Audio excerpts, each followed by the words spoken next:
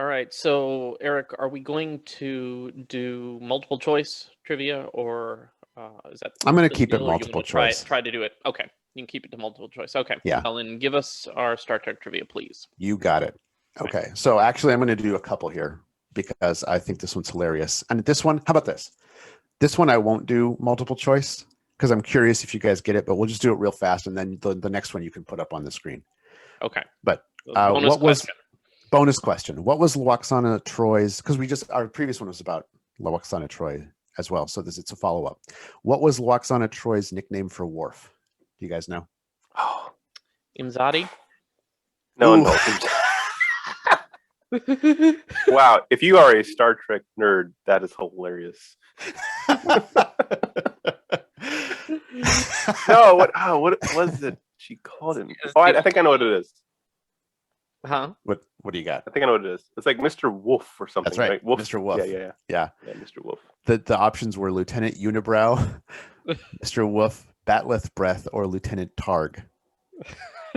What does Batleth breath smell like? Right? Steel? Batleth. It's very Metal? very metallic. Okay, breath but the is real very one. Okay. metallic Real today. question.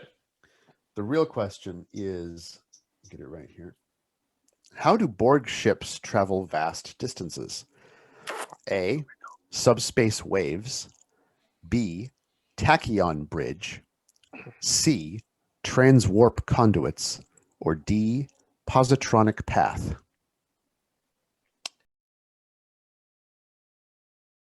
Have you ever been in a situation where you would give anything to be somewhere else? Right now, in fact. I can't make myself care. Okay, welcome to a piece of the action. I'm Micah. I'm Eric. And I'm Greg. And today we are going to be looking at the board game Food Chain Magnate from 2015. Jeroen Doman and Joris Weersinga. Is that any? No, that's not even close. Okay, not Greg's even the close. expert on the game. Give it. No, I don't. I should have looked up to check my pronunciation. I'm pretty sure it's Joris and Jeroen. Joris and Jeroen. All right. First names. Well, yeah. Only the first of my quibbles with pronunciation as regard to this game. I want to say off the top that if you've listened to us for a long time, you should subscribe, first of all, if you haven't already.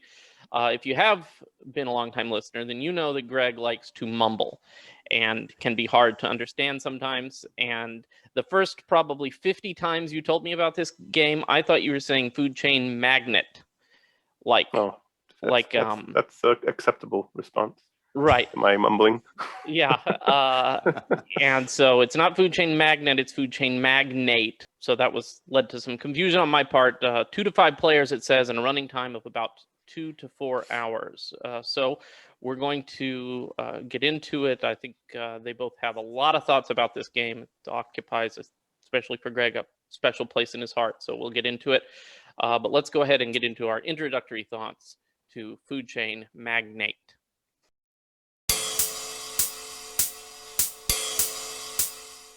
Start off with Greg. Like I said, since I know you really like this game quite a bit, why don't you start us off with a little bit spoiler about the alert. premise? Spoilers. Well, I mean, we'll see. You have a rating system, but why don't you tell us about the premise and give us an overview of some of the basic rules of Food Chain Magnate? Yeah, so you are running a food chain. Surprise, surprise. In I guess it's like 50s Americana kind of style, where you are essentially marketing food to the neighborhoods around you and selling them food, and through that process you make money. It's broken up into multiple steps that go through each turn. You do these actions through picking up cards, which you have like a deck. You have a deck of cards. In some ways, it's like a deck builder, except you always have access to your entire deck. So I almost think of it like a giant hand builder. You can kind of think of it that way. Because on the beginning of each turn, you're going to play your employees that are going to work that turn. And you may be limited in slots and things of that nature. But those employees are what gives your actions on each turn. And those employees can do things like hire more employees, or market burgers, or make burgers so you can sell them. So each turn you're kind of doing all these actions, and then there's one massive, I think the core of the game is at dinner time, where this kind of script gets run on the board, where each neighborhood decides where they're going to eat their food at. Hey, I want a burger. Who sells a burger?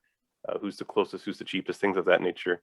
And if you have a burger to sell them, you can make money doing that. So that's basically the game in a nutshell. Obviously, way more to it than that, but it's marketing burgers, or not burgers, but food and drinks, and then producing them so that you can sell. And whoever makes the most money at the end of the game wins the game.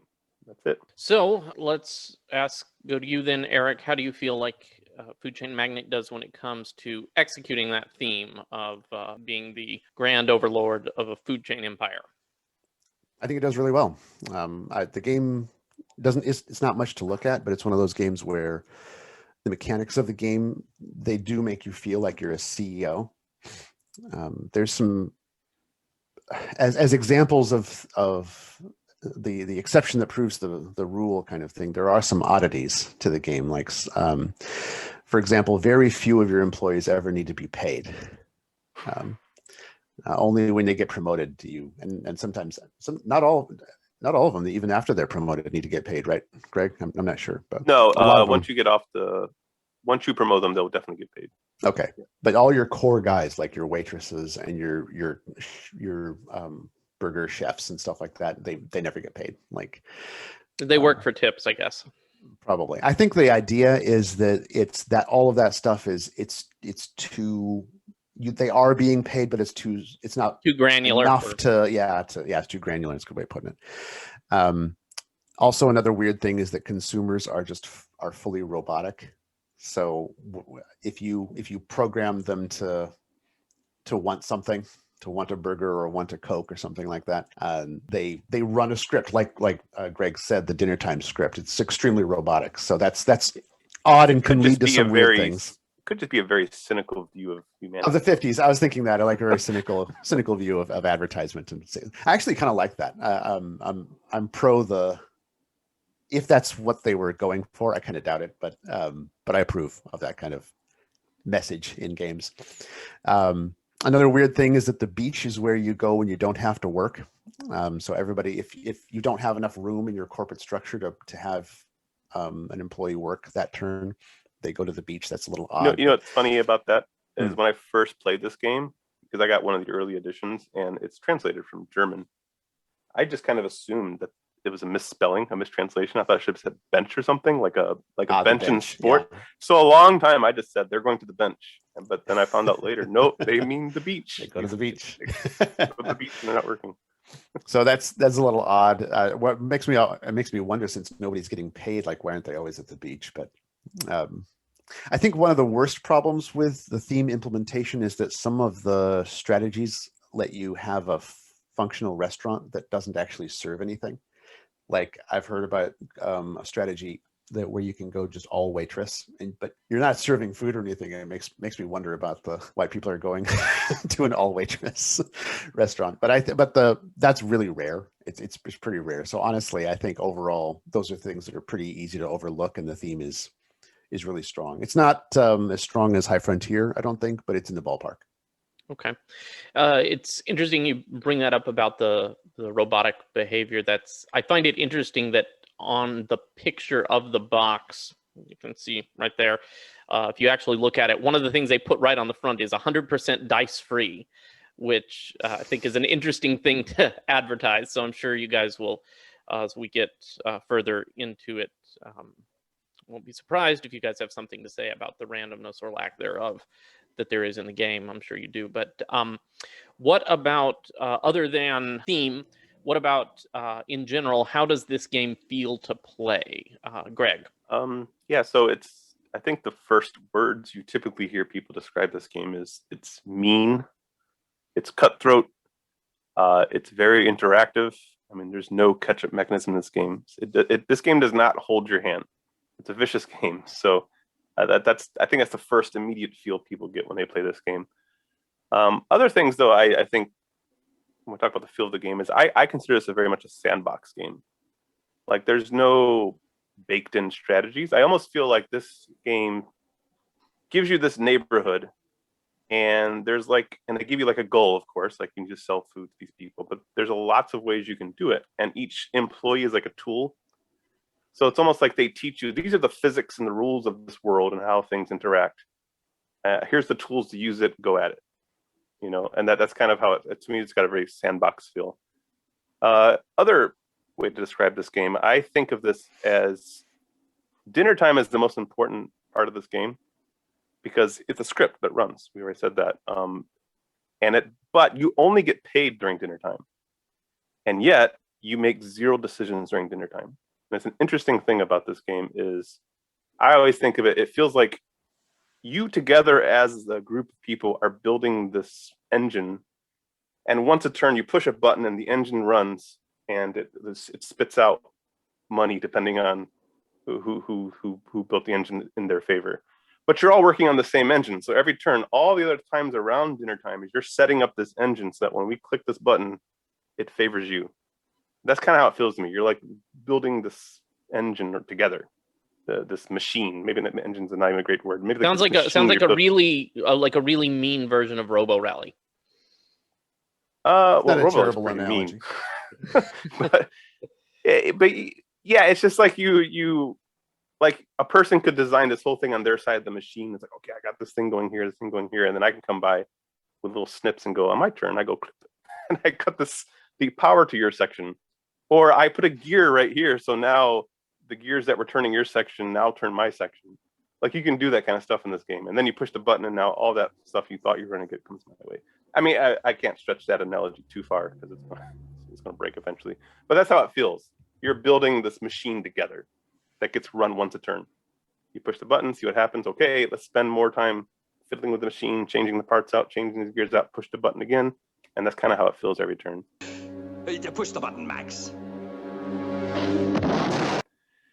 The final thing when I think about feel of play is this is a very strategic game. And I would say probably of all the games we played, higher on the strategy side than the tactical side in anything we've reviewed so far. This game does not feel like a dog fighter, like a World War II dog fighter. This feels like a tinker ship. Like when you decide that you have a strategy you want to go for, like, oh, I want to do this thing, it's going to take you a number of turns to crank your corporation around. That takes a while. So you really have to think long term in this game because it feels like a slow moving beast sometimes. So I think those 4 points or those basic points are what I think of as feel of play to me. All right. Very good. Eric, anything to add to that on feel of play? Yeah, I just want to say that it can. I kind of disagree with Greg's use of the term sandbox game, and I don't know if I have a leg to stand on here necessarily, but it surely doesn't feel to me like a sandbox game. Sandbox games tend to have an openness to them. That's the idea, where you can, like, I think I'm going to go and try this. And there's a certain openness and looseness to that this game completely lacks. So I'll talk about it a little bit later, why I don't think, I understand what he's saying. I didn't say it was a friendly sandbox. Yeah, and maybe maybe I've only played friendly sandbox games, but I feel like kind of a sandbox game is, I don't know if this is right, but maybe I feel like they have less stress inherently than other games, because the idea of a sandbox game is go out. Yes, there's points, and there's like Vindication is a sandbox game. Zaya is a sandbox game. Western Legends, I think, is that's the name of that one, right? The sandbox game. Sandbox and game, those things, sure. you can go out and you can say, I think I'm going to try to be a farmer, or I'm going to be a rancher, or I'm going to be a bandit, or I'm going to try these random things, and you can see some progress in that field. When you do that, you can see progress. But the problem with the thing why I don't think that's true in Food Chain Magnate is because if you do something, if you can try something, but likely that's going to completely fail. And within a couple of rounds of you trying it, you are not going to have the engine that allows you to continue that. Like in Western Legends, you can try to be a rancher, and you can go out, and maybe you're not a great rancher, and maybe you end up losing in the end, but you're going to continue to do ranching type things. Whereas with Food Chain Magnate, if you can try to go do a certain thing, but then you won't be able to continue because you've shot yourself in the foot, because it's so ruthless, so cutthroat, and you're going to have to change. So I don't know. I just feel like it's not as loose and open as what I would consider most sandbox games. I kind of think that's your preconceptions of a sandbox game, honestly. I mean, it's a sandbox game with weapons in it. You know what I mean? I don't think, and I think there is a difference between, I think what you're thinking about, which is like a thematic sandbox game, where it feels almost like an RPG because I can go out and do these things. It's more story driven. But I think the term I'm using here for sandbox is you are not tied down to any particular strategy. And I don't think the game forces you to take any particular strategy. I think there's multiple ways to go to a victory. And yes, there are many, many ways that's going to lead to a very abysmal end. But there's a lot of ways that you can think outside the box, because I don't feel like there's a baked in strategy here. There's not the key though is that like at a certain point, very quickly, if you've made bad choices with your strategy that you've chosen, you have to stop. You can't continue going down. If you've made I can't just say, if I say I'm going to try the recruiting girl strategy, but then everybody else does that same thing, and there's not enough, like I miss the milestone, or I don't get certain things, and I can't continue. I have to stop. Whereas in a sandbox game, most sandbox games that I'm thinking of, you can, even if you don't win, you can continue to try to do a certain thing, take certain actions, and this game stops you from doing that because you run out of money, basically. But I mean, I think as usual, this comes down to just a difference in our Maybe way we define sandbox. Yeah, sure. I've always heard this called a sandbox game. Yeah, I've heard people say it's how I define it. For me, it's how I define sandbox. Yeah. I don't think. I just want to throw it out there. I don't think you're locked into strategies in this game at all. Yeah, I see, and I think you are. Well, but, I could see. I think that's also why you lose the game. Could be. Well, I know why I lose the game, and we'll get into that later. But I just wanted to put that out there, that a lot of, even if I'm wrong on this, I think a lot of people have a preconception about what a sandbox game feels like.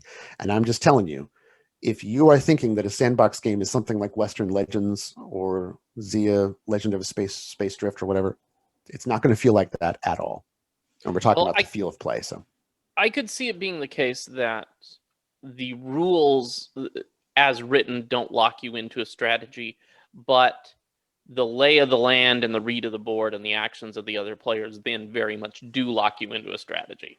So in a certain sense, you can be very inventive and do something crazy if the opportunity on the board presents itself, but it's not like there's so much leeway that you can look at a situation and there are 5 or 10 equally valid, totally different strategies you could pursue, and you've got this big sense of freedom, because then if it felt that way, it wouldn't be so harsh and immediately punishing. I mean, I think there's definitely different strategies that are superior to others, and I think you can definitely move yourself into a corner. But for me, if you're going to win this game, it's going to require you to think out of the box. Like, you can't just be like, I'm going to go in think out of the sandbox, maybe think out of the sandbox. That's how much of a sandbox game it is. You're not even in the sandbox anymore. You leave the sandbox. No, it's like, I feel like there's enough tools here that there's multiple ways that you can attack a problem. And in fact, I think you have to be aware of those multiple ways to attack a problem, because when someone cuts off the one attack you were going to do, let's put it this way, it's a sandbox game where you interact. Because all those sandbox games that you talked about already, Western Legends, Zaya, the players never interact with each other, right? That's not true. You can. I mean, if you wanted to be a bandit in but I mean, those games, you can be. But ultimately, you're off doing your own thing. I mean, yes, I can go if like I choose to. Seems like the level of interaction in Food Chain Magnate is like an order of magnitude greater, though. Huh? Well, it's also of a completely different type, which we'll get into. But Okay. Yeah, so I mean, it's a sandbox game where you can do whatever you want, but every turn you're facing the other players. So yes, but I guess that's the point. In Food Chain Magnate, the reason why I think of it as a sandbox game is the game is not restricting you from doing things. The players Well, no, that's are. true. And that to me is why it's a sandbox. I have multiple options to go. I feel like there's tons of tools in this game to use. If I'm being limited to a certain strategy that this is the only way I can win, that's because the players forced that on me, not the game. Because there's interaction in the game. Yeah, so I think it comes down, like you said, to just your definitions of it and you know how you want to use the term. I'm okay with that. I just want people to know that if they're expecting one thing, it's not going to feel like that with Food Chain Magnate. Okay.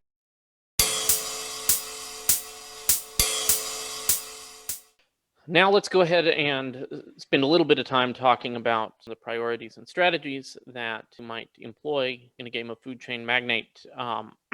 Greg, what advice do you have for us?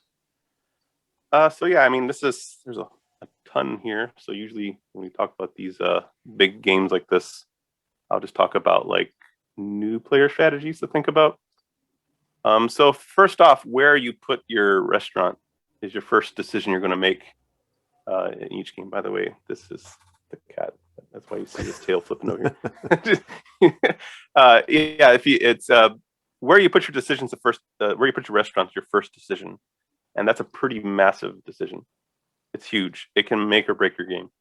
So one thing I would say to look into is don't ignore drinks depots and where the drinks come from, because this game very much hinges on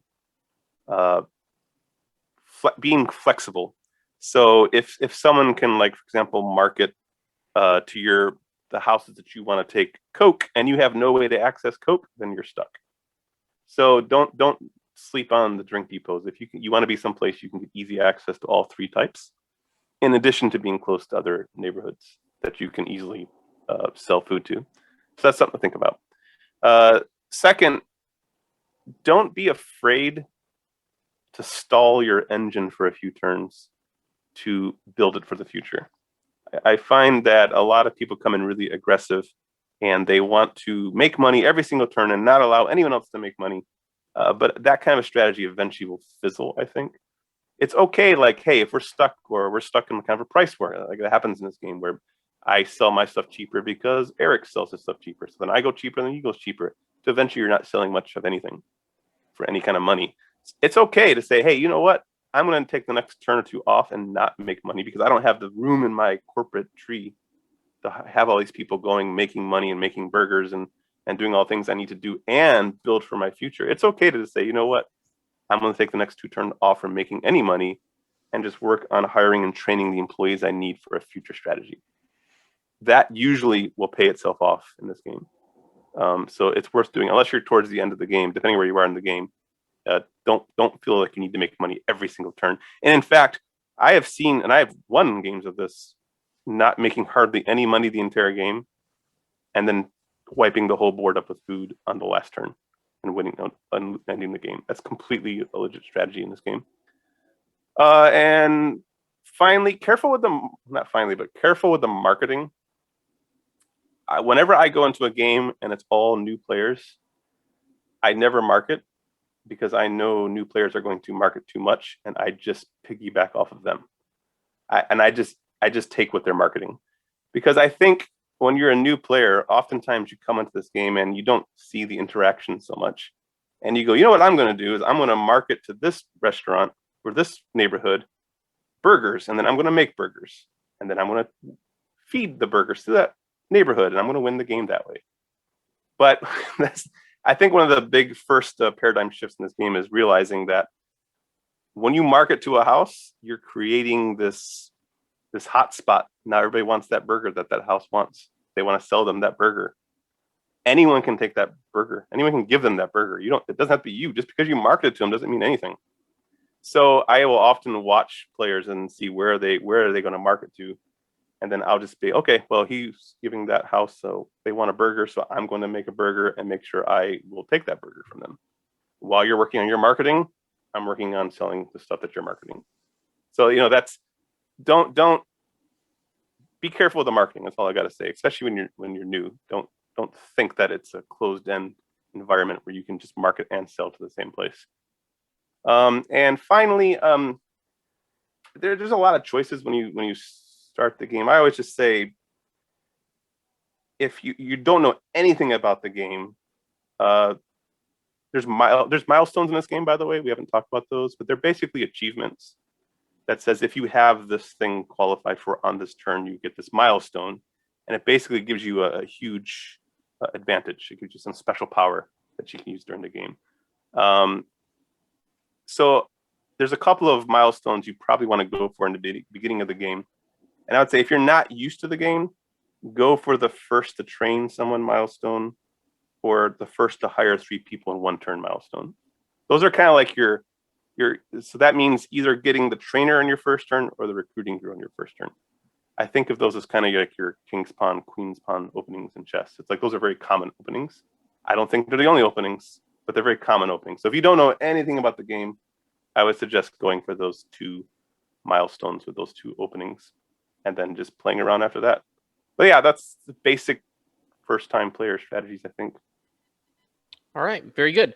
Eric, what about you? Any thoughts on strategies and priorities?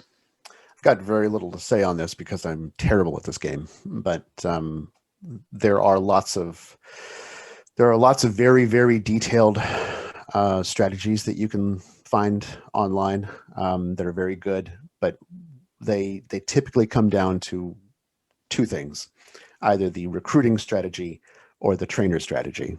And they sometimes call the trainer strategy the guru rush strategy.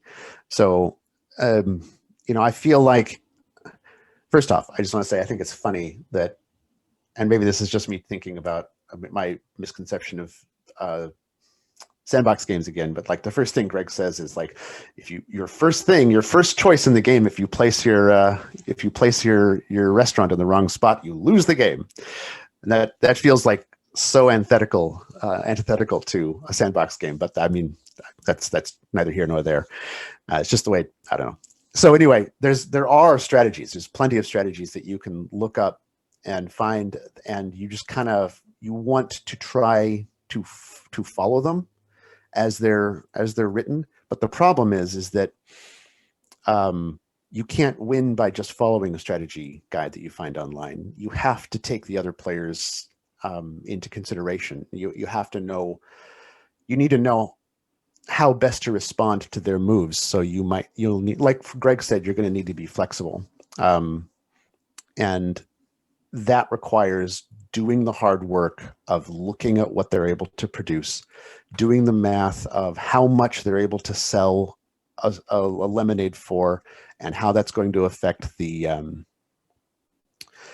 houses that want lemonade. So you can just follow these strategies that you find online, like the recruiting girl strategy, but you're going to lose if you just follow it verbatim, because you're going to be playing a solo game and you're not going to be considering the real way to win this game is you've got to be on it with what other players are doing, with what they're able to produce and win.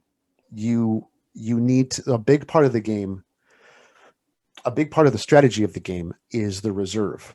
So for instance, if you play like the trainer strategy, you want to make sure that the game lasts longer. So another choice you make is you put money into the bank can only bust. Is it twice, Greg? Yeah, well, it'll break once and it gets filled up with your reserve cards. Yeah, exactly. So like you have a bunch of money that everybody can make, but when that money runs out, you then go into like, it's kind of like endgame, where you then fill that pile back up with whatever the players have decided at the beginning of the game. So you can decide to put in 100, 200, or 300 into the reserve.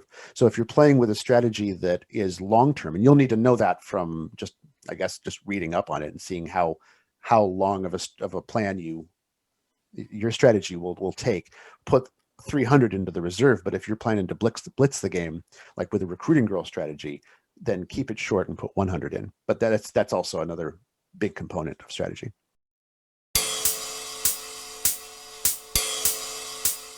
So now let's talk about what Food Chain Magnate did well and what it did not do well. Let's start with the good, and let's start with Eric. In spite of being terrible at this game, Eric, what did you like about Food Chain Magnate? I think it's a pretty good game. I think it's very well designed. First off, it's very thematic. Um, it has an element of simultaneous play, which is also really nice.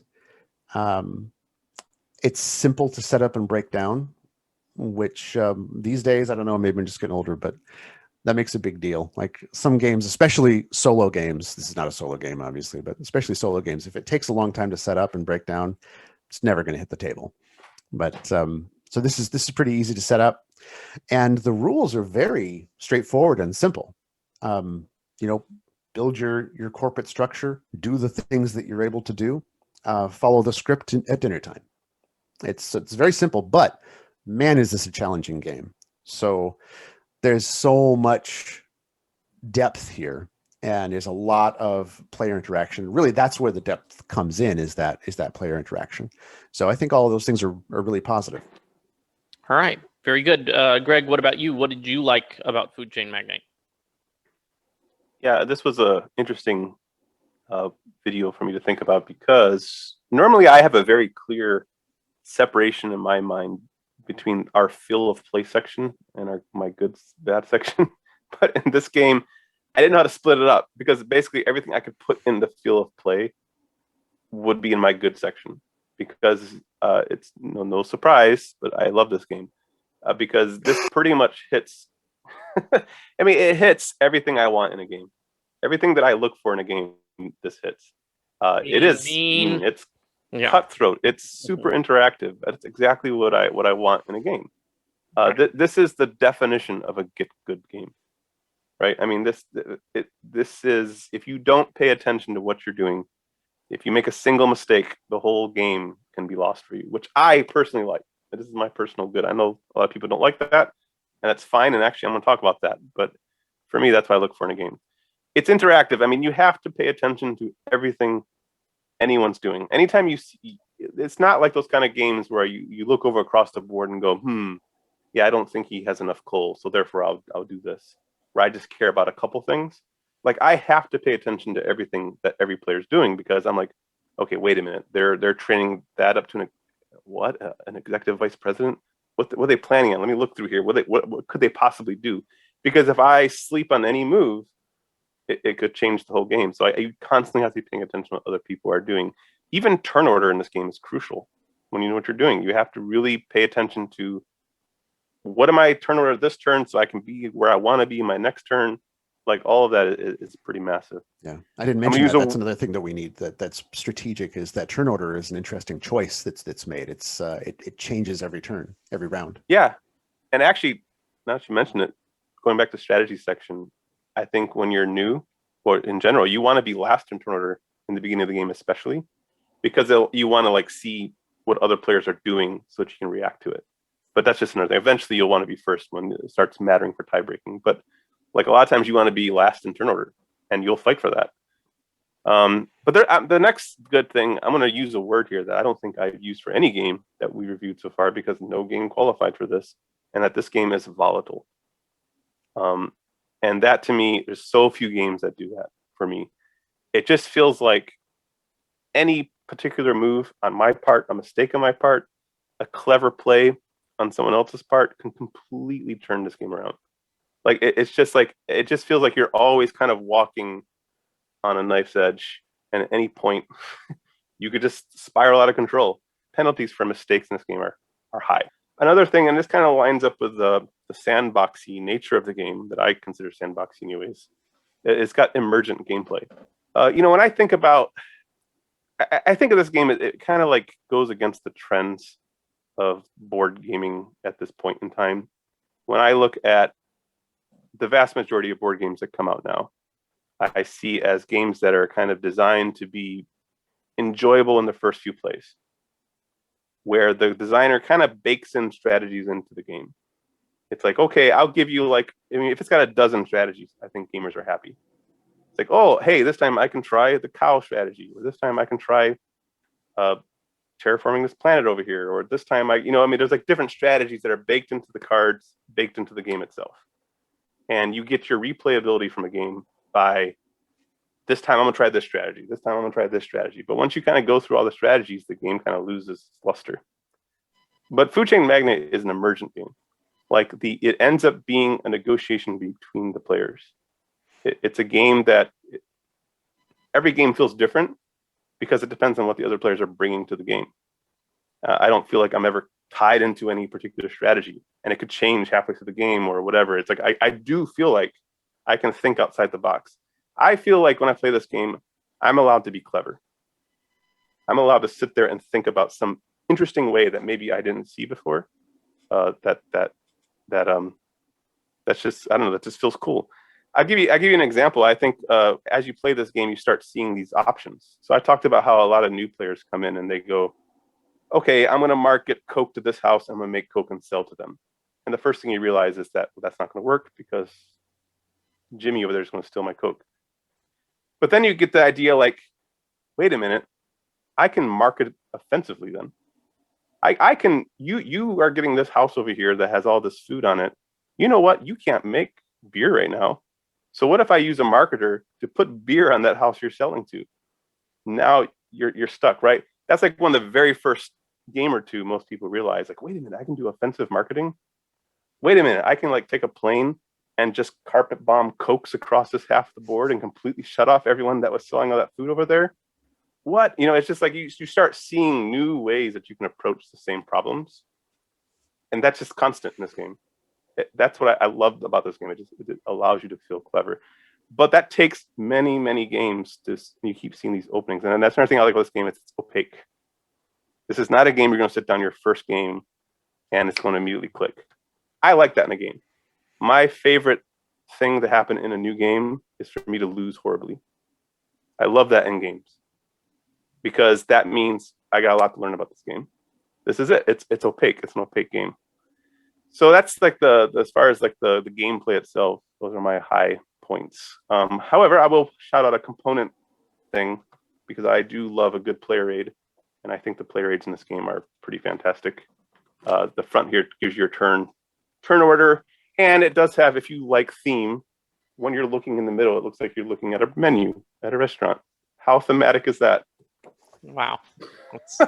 But yeah, the inside is impressive. like this is like your tech tree, basically, like of your employees. In the back, it got like your milestones and stuff like that. But it's a good player aid, and I do enjoy a good player aid. So yeah, that's my good.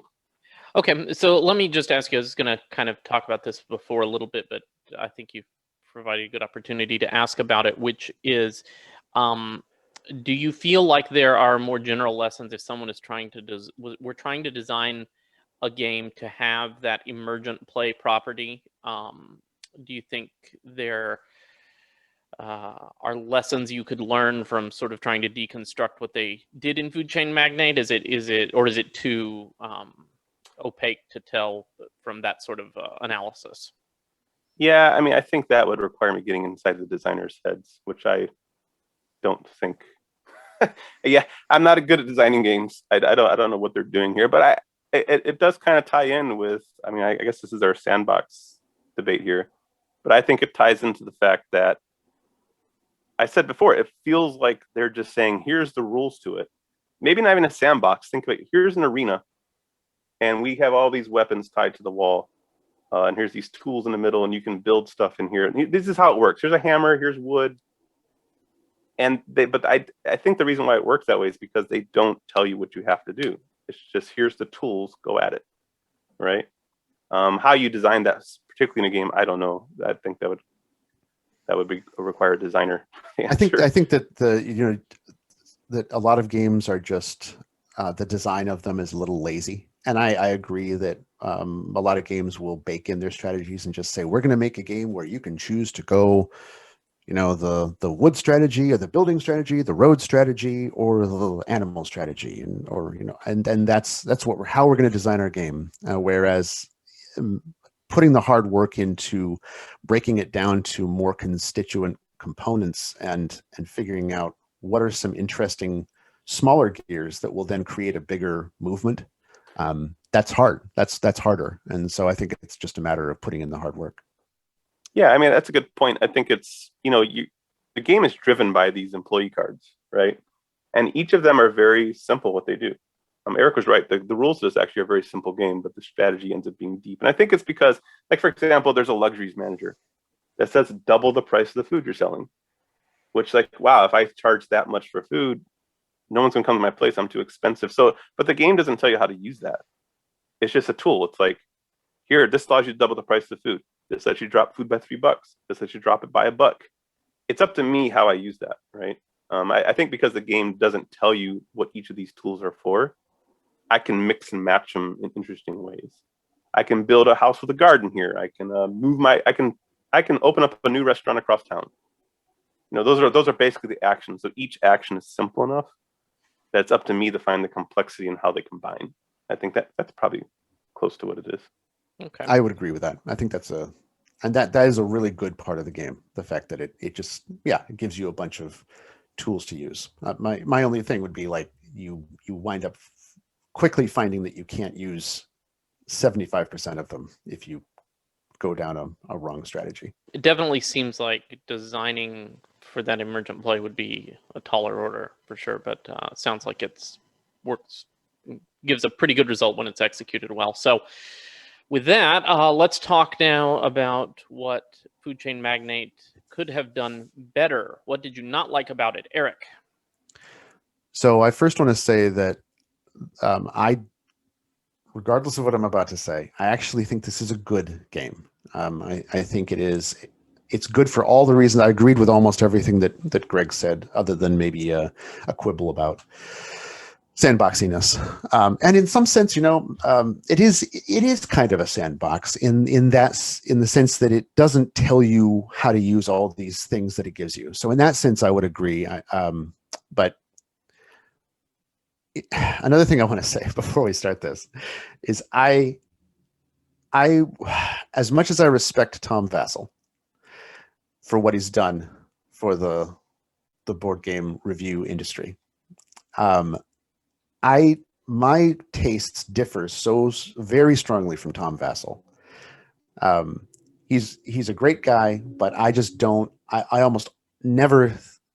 I'm on the same page as him when it comes to recommendations, and he has a big problem with this game, and I think it's for kind of the same vague reason that I have a problem with it.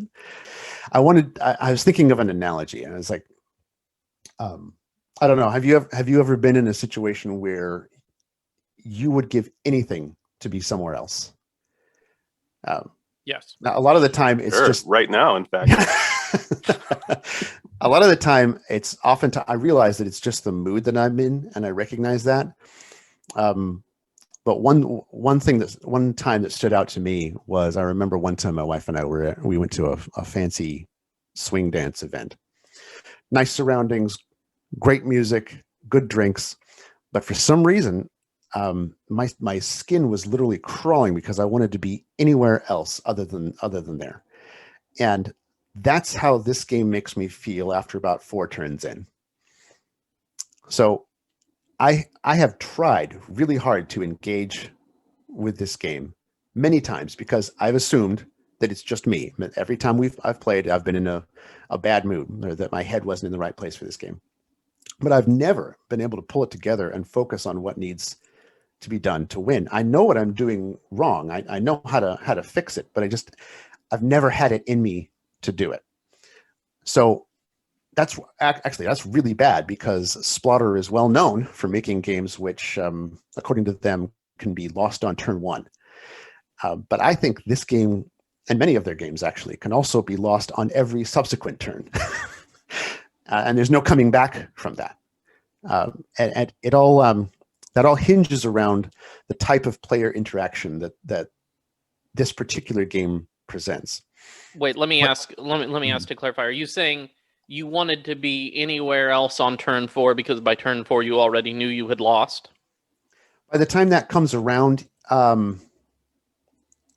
this is why this is hard to describe. Yes, I knew I had lost. I'm okay with playing games that I know that I'm going to lose. Usually, this is not one of them.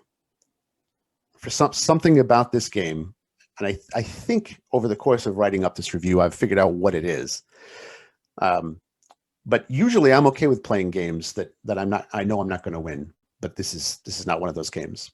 And I think it comes down to the type of player interaction that the game presents. There is a lot of player interaction, but the player interaction in this game, it's really just checking to see what your opponents can do and when they're going to do it. So it's not the kind of interaction that results in any conflict or even really any conversation. Most of the time when someone outperforms me when making sales, I don't even know who it was, let alone do I care who it was. That's the problem, though. It's like I need to care, and I can't make myself care. So in Go, in Power Grid, or even in like Scythe, when you interact with me as a player, I know that you're interacting with me. You capture my pieces. You block me. You block my move. You move into my space. Whatever. But in Food Chain Magnate, you just sold food for a slightly lower price than me. It's very thematic, but I just think that I would make a terrible fast food manager because I can't be bothered to go go over and look at your setup and do the tedious work that's required to guarantee that I'm going to make the sale that you aren't.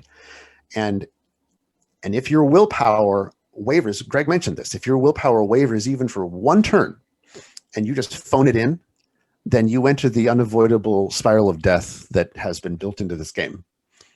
I think it's a good game, but I always get bored playing it, and I'm just not interested in the part of the game that is required to win. So I don't know. I've thought a lot about this, and I think the ultimate problem with the game for me is that it has a negative high five factor. A low five. It has a low five, a really high low five factor. I tore into Terraforming Mars a few weeks ago because it had no high five factor, but I think this game is worse. For me, anyway, it's worse. It has a lot of great features. And I like to think about this game after I play it, but on the night when it's time to actually play, I'm so bored, it's painful. So I actually have I think, was it probably about a month ago now was when it will be posted, but I have a collect my thoughts about playing bad games. Now, I don't think this is a bad game. Maybe it's bad for me. I don't think it's a bad game objectively. Nevertheless, I actively, I try to do my best to push through negative reactions that I have to a game because of the social contract. But Food Chain Magnate, it just pushes my tolerance to that to its limits.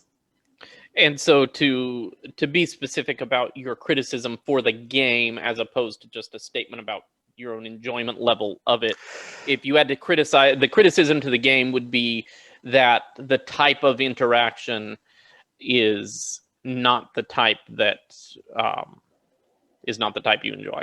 It's a criticism with the type of interaction. Is that right? I would say that my bigger problem with this game is really it's personal. I think that because obviously I do think it's a well-made game. I think it's a good game. If you've got the type of, if you're the type of personality like Greg who likes to figure out the puzzle and is excited by the type of puzzle that this game presents, then it's great for you. Obviously, this game just does not present a puzzle that I can muster. It's asking too much of me. And it's not tickling the part of my brain that makes me happy. That's why there's no high five factor in it whatsoever. Okay. Even when I think I'm doing well, it's still a struggle to make myself continue. So high five factor is kind of what I settled on with regards to this game, why I have such a struggle with that. Okay. Greg, would you like to respond to any of that? And also, what did you think that it could have done better? So yeah, I'll respond to a couple things, but actually a lot of what Eric said is what I was expecting. So and I don't disagree with a lot of what he said. I do want to talk about your high five factor though, because what about if other players use a clever move? You don't see that? Because I understand, like, I feel like I'm just constantly averting disaster in this game. But sometimes I see other players, often I see other players make a move that I just thought was like, oh wow, I didn't see that coming. Oh, that was clever. That to me, I'd is like you to point that. We should watch a game one of these days, and you can point that out to me because again, this is hard for me to talk about because I don't even. It's it's just one of those things where it's like, I just want to be somewhere else. I really try. Mhm. I really try to engage with the game, but for some reason, the type of maybe it's just I'm not interested in that kind of bean counting, kind of like going over and making sure that it lines up just right so that you're going to be able to steal that guy's burger. Sure. I Well, can't- let me because this is leading into what I wanted to talk about Mm. my bad side. Because I don't have anything bad to say about this game, but as usual, not really, but as usual, I want to use my bad section here to talk about gotchas that other people should think about. I want to read a quote to you, Eric. I want to see if you agree with this. It says, "I simply cannot wrap my head around how this game is supposed to work. I play with a couple guys who think it's amazing, but I can't keep track of things. And every time I thought I had a strategy, it would all come toppling down at the first hint of interaction with other players." I assume you're Does that make quoting sense? Tom Vassell. No, this is not Tom Vassell. Oh. I'm trying to make a point, though. Does that make sense to you? Is that yeah. No, that's how I Okay. feel. And that's So why I it's wanted to say that I feel like this is mostly me. Yeah. So what's interesting about that quote is this is on Splotters, the makers of this game's about page. When they talk about themselves, they open with this quote. And they say, this is the kind of quotes that our reviews our games get. And they quote that. And then the second quote they give is someone who's praising the game to high heaven. Mm-hmm. And if I had any major criticism, it's not a criticism, but this is a gotcha, is I recognize that this game is not for everyone. And I think that's true of most games, of course, but I think especially this game. This one is in high relief. Yeah, this one really draws that line sharply. Yeah, so it's great if all your friends love it, but sometimes it can be hard to find people to play this game with because of that. Because I do think this game and the way Splotter designs, they're unabashedly and unrepentantly designed this way. They're like, look, our games are not for everyone. They're for specific types of people. I 100% get that, and that's why I watched Tom Vassell's rant on this game, and I honestly didn't disagree with anything he said for the most part. I think there's a couple of niggles I had with it, but for the most part, I was like, yeah, I get what he's talking about. This is the kind of game where you can lose on the first turn. And by the way, that quote, I actually pulled it up because I thought it might come up. Yoris said it at an interview. He said, "We think that it's important that every single turn should matter. If you cannot lose the game on the first turn, then the first turn should not be played." Right. That's a classic quote for this game. Yeah, that's almost like the Splotters model now. Right. And there's a reason people react to that differently. They're 100% going to react to that differently.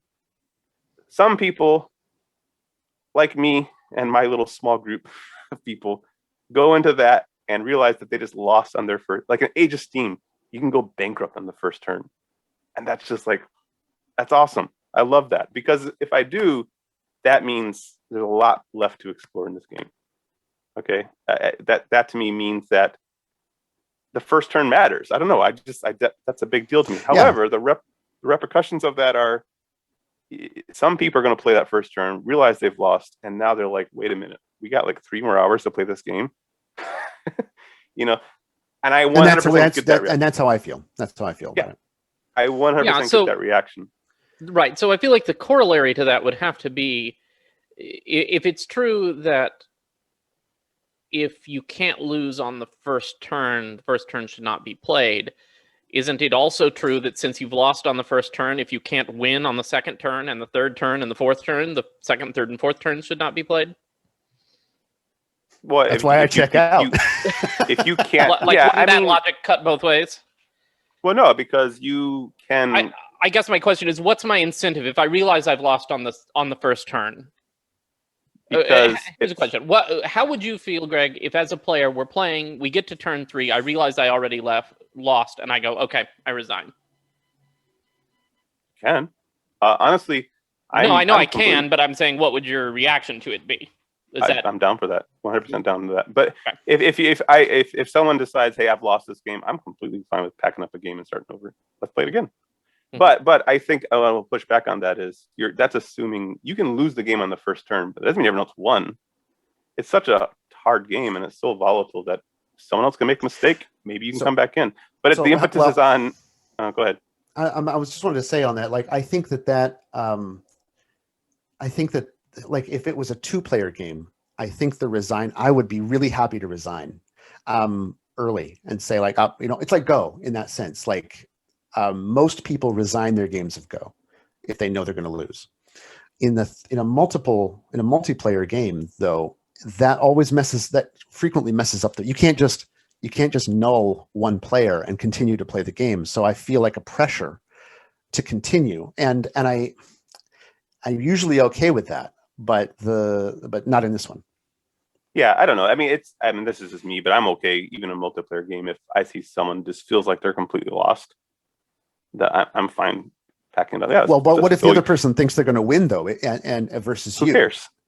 Well, it kind of ruins. I mean, I do care if they care, but I'm just saying if it's all me and my personality type. No, I know, but that's my point. Multiple players, multiple personalities. So you've got play it out. another but person. I guess the thing is, it's not like you lose and that's it. You have no decisions to make. It's not like you can lose the game on the first turn, and then you can keep playing and hoping and try to find a way to come back. And it's not like everyone's going to just play perfectly from then on out. You know, you can hope that they're also going to make mistakes, and maybe you can find a leg back in. And I've seen people win on the last turn, right? Mm-hmm. I'm not saying I don't think you know enough in the future to know that you've lost in the first turn. Let's put it that way. I guess that's the point. I can play this game and can lose horribly, and then realize why I lost after I examined the game and realized, yes, it was the first turn. But I don't think this game is so clear that you can know that. And like, I put my restaurant here, and then I hire my first employee. Go, oh, that's it. I've lost the whole game. That you can know it in real time.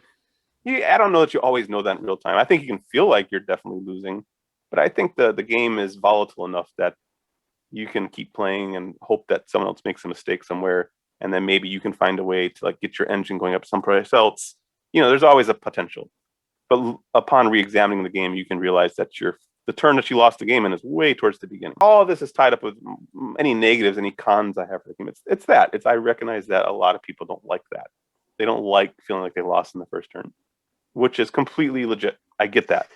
So can I just say one thing, rather? I don't mind that typically. It's the fact that it's not just that, oh, I've lost, so I'm bummed. It's not just that. It's that I'm not interested enough in the rest of the game to, like with Go, I can lose in the first turn. You can actually lose Go in the second turn. There's a book that has been written about that. But I can continue to play Go because I feel like I'm learning something, and I feel like I'm improving through that play. Whereas with Food Chain Magnate, it's hard for me to muster the interest. So there's something else in the game that loses me. But what is it? That's the thing. I don't know. I think it's because there's no single part. Like if I've lost a game of Go, I can still make a really interesting play elsewhere. And I can feel like, ooh, that was cool. I did a tactical thing over here that made me feel awesome. But there's no tactics in this game. It's all strategy. True. So like I've screwed up my strategy turn one, and now I've just got to like wait for somebody to make us another mistake. I can never feel this high five moment in a tactical way. Yeah.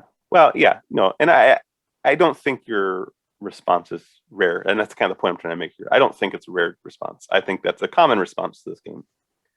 And that becomes a negative for me because that means I can't just pull this out in any group setting. Sure, yeah. I'd love to have all of you guys love this game. I want to play it all the time, but I can't. It has to be certain other people who enjoy this sort of masochism, to play this game, because it requires you in some way.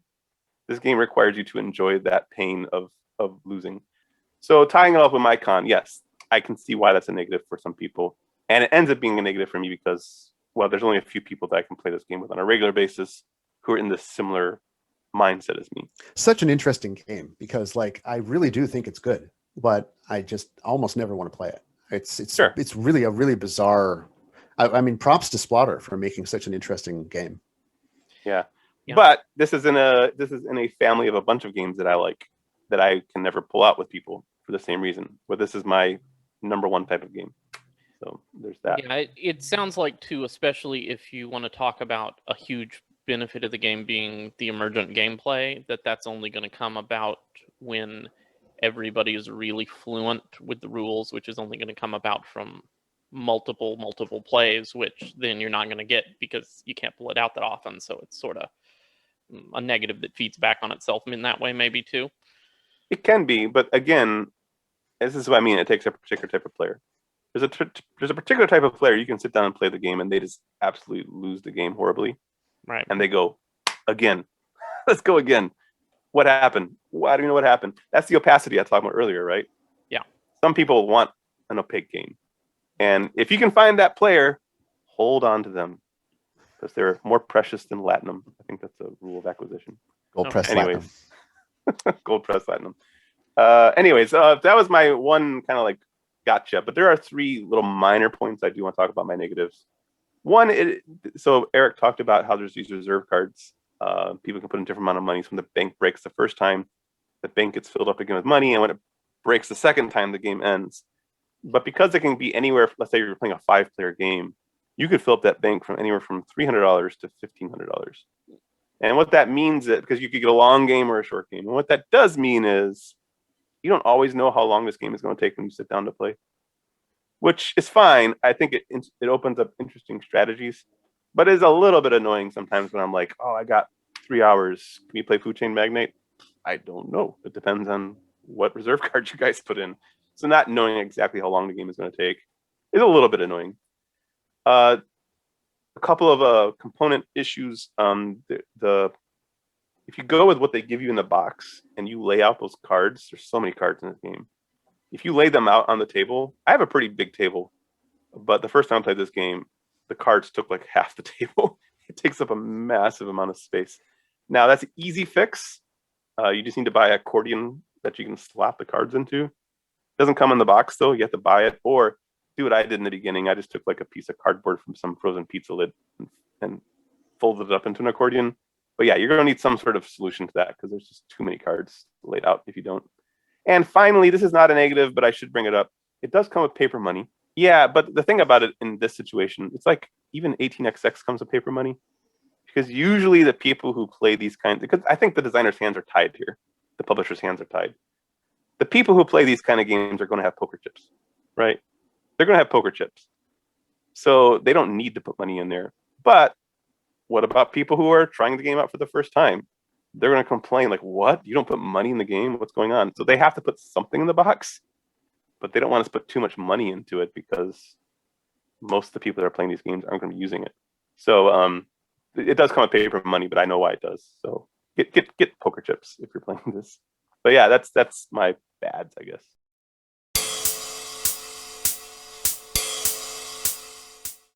All right, let's hear your final thoughts on Food Chain Magnate. Anything, we don't need to rehash everything, but if there's anything that you want to say about this game you have not yet said, as well as what you rate it and whether you want to put it on the shelf. So let's go to Eric first, please. This is hard. I'm still torn here. This is a good game. I rated a 6 out of 10. And the negatives are my negatives. I think this is either going to be, I'm trying to play the average here because I really do think it's a good game. If I liked it, it would be higher. But the way my rating system works, it's very personal.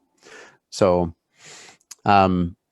I think that it was actually good to have this conversation because I think I've finally figured out why I lose my interest in this game, which is the total lack of tactical decisions that need to be made. Having that discussion was very helpful for me. So it's complete strategy. I'm okay with hard games, with brutal games, but I still need to feel engaged at certain points, and this doesn't do that for me. And as far as whether or not it belongs on the shelf, man, I'm going to say yes. I think it does belong on the shelf. Wow, I didn't expect that. Okay. Right. My final thoughts. Is that a sympathetic yes in anticipation of what Greg's going to say, or is that would you, Eric, actually put it on the shelf if it was just you? I wouldn't own this game, but the shelf is transcendent at this point and has taken on a life of its own, and I wouldn't own it personally, but I feel like it is a good enough game. So this is one of those games like High Frontier for All, which I feel is on a different level than regular hobby board games. Just like Catan Well, maybe not I Catan. mean, not this. I mean, not this at all. Don't do this. But Just like say Pandemic is on a higher level than Monopoly, I think High Frontier for All and Food Chain Magnate are on a higher level kind of than those. Just are your out of normal respect hobby for what the games. game does, it deserves to be on the Yeah, I think so. Okay. All right. Greg? Yeah, so we've only reviewed how many games? Was it like a 20th game we reviewed This or is something like that? 22, I believe. 22, and I've already given a 10 out, but we've chosen these games on reason. So this is going to be my second 10. This is a 10 for me, and it's actually one of the only other 10s in my mind. So this is one of my favorite games that I've ever played, because it does everything I want in a game, which I have talked about during the review. And on top of it, this is the first game that I'm going to hand out Greg's stamp of approval. Wow. Not even Go. Wow. There you go. Well, I thought about Go, That's but pretty special. So this stamp of approval, which you'll start seeing on boxes in your board game store eventually, I'm sure. Anytime now. Anytime now, is not necessarily handed out to a game that I give a 10 to, which Go I did. It's handed out through my process of playing board games. I have figured out exactly what I want in a game. Mean, cutthroat, highly interactive, no catch-up mechanisms. We didn't talk about the randomness. No randomness. There's the only hidden information is the reserve cards in the beginning. It's a volatile game. It's opaque. That's everything I want in a game, and it took me many years to figure out that's what I want in a game. So only games that kind of like match that profile, I'm going to give Greg stamp of approval. So your stamp of approval is only good for like you.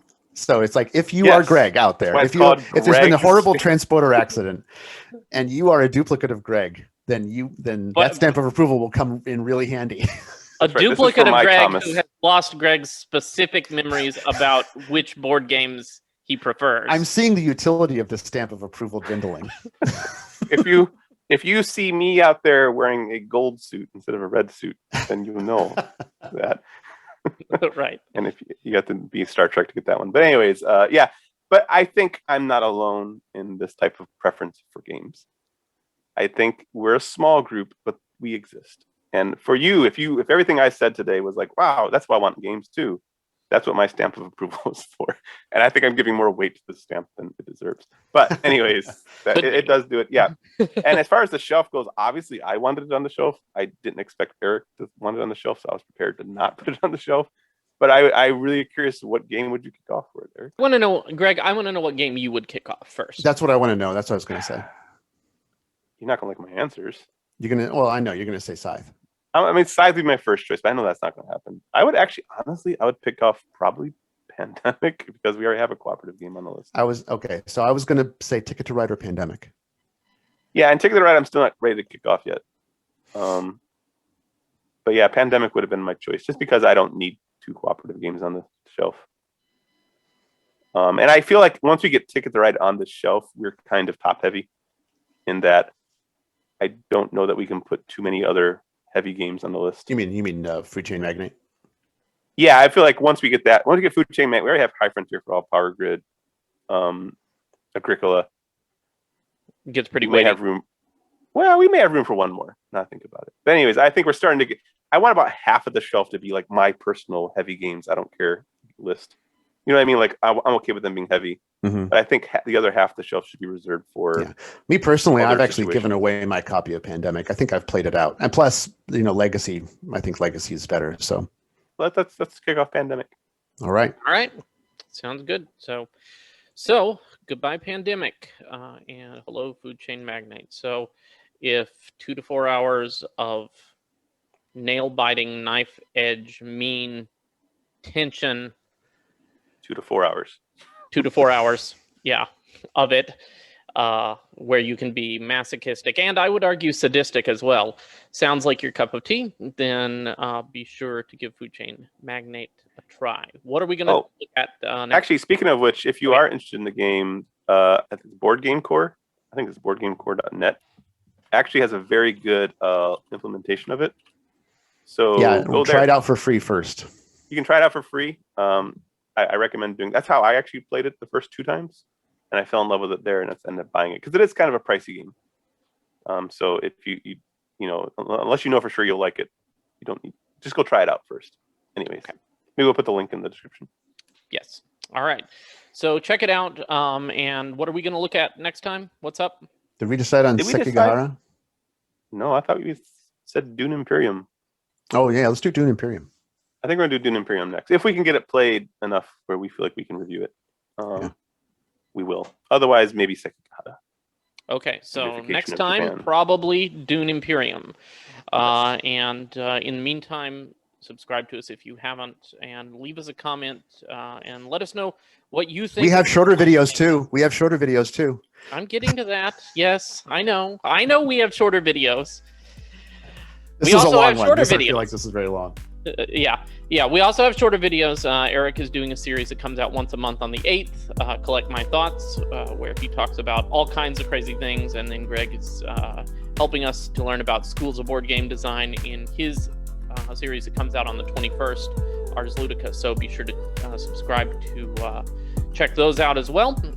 And stay tuned then next time for probably Dune Imperium. Until then, this has been a piece of the action.